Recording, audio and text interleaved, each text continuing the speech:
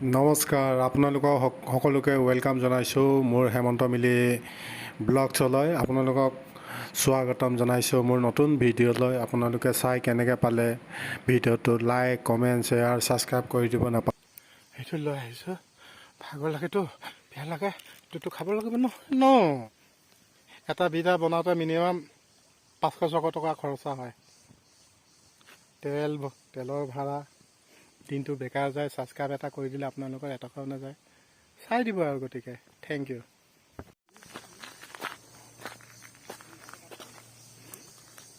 এইদৰে বন্ধ কৰি এইটো ছাইড বন্ধ কৰি দিলে এইটো ছাইড শুকাই যায়, এনেকৈ মাছ লোৱা হয়।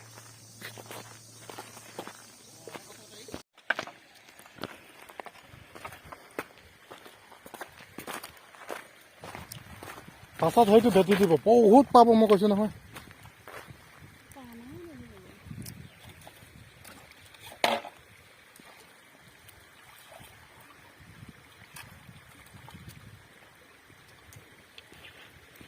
মাছ ভেটিছে, মাছ, পাহাৰীয়া মাছ।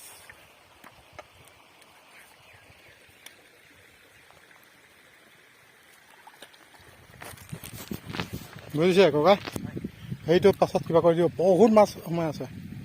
অঁ, শিঙৰা মাছটো যে বহুত আছে।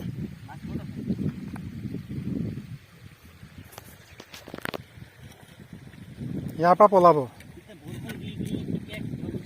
অঁ,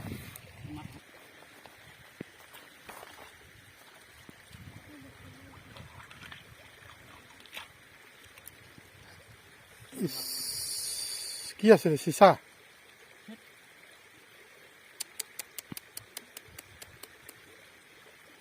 চূণ আছে?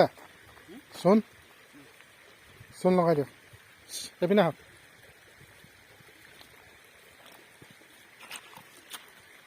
কি বটল হয় এইটো?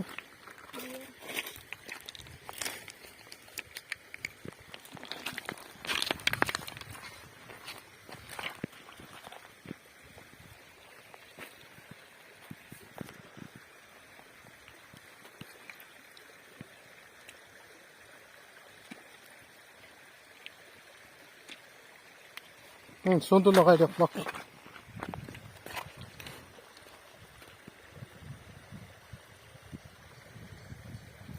টিপা মাৰি ধৰক। এই একটা ঘাঁহও আছে, সেই ঘাঁহটো লগাই দিলে। এই দাদাৰ হাতটো কাটিলে চিচাই।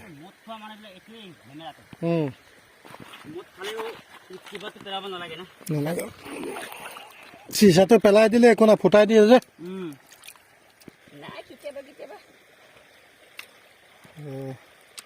ইয়াতে কিবাবিলাক আহিব নেকি আজি, সেইটো ভাবি কিনে আহিছিলোঁ। কিবিলাক? এই জুনিয়ৰ অফিচাৰবিলাক। ক'ত ইয়াতে আহে? পিকনিক খাবলৈ আহে।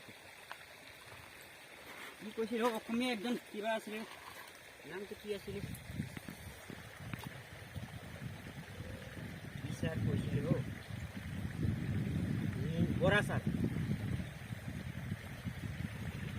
কোন বৰা ছাৰ? কি কৰে? কি অফিচাৰ হয়? এইটো বেংকত। অঁ, বেংকত। অলপ চাই কৰিবি।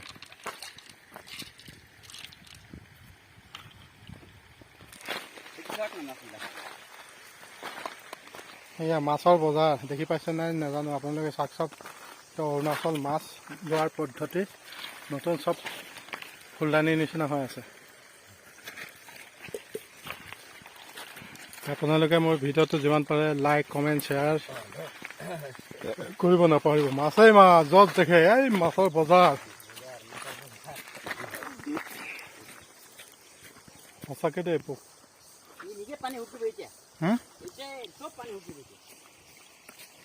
নাই পানীটো থাকোঁতে মাছটো ল'ব লাগিব। পানী পাৰ হোৱাই নাই, এতিয়াতো লিকটো বনাই দে কৈছো।